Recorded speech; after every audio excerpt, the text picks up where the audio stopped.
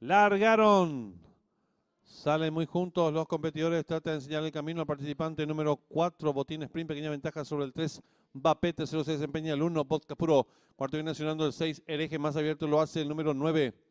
Café Fuerte. Los competidores van a dejar atrás la señal indicatoria de los 1000 metros. Hay lucha en la delantera por el lado exterior de la pista. El número 9. Café Fuerte. A su costado interior número 4. Botín Sprint. Más adentro lo hace el número 1. Vodka Puro. Entre ambos el 3. Mbappé. Los participantes están enfrentando el codo. Asume el comando el lote número 9. Café Fuerte. Toma cuerpo y medio de ventaja número 6. Hereje que va en su búsqueda. Tercero se desempeña el número 1. Vodka Puro. Cuarto viene accionando el 3. Mbappé. En la quinta ubicación lo hace el 4. Botín Sprint. Los participantes en los últimos 600 metros de carrera. El número 9. Café Fuerte, pequeña ventaja sobre el número 6, Hereje que va resueltamente en su búsqueda y están en la recta final.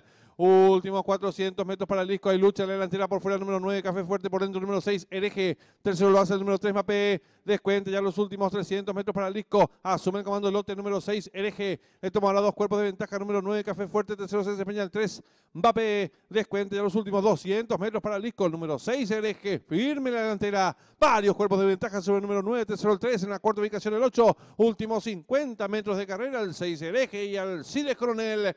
Amplias ventajas sobre el participante número 9, Café Fuerte, tercero el participante número 7 y cruzaron el disco.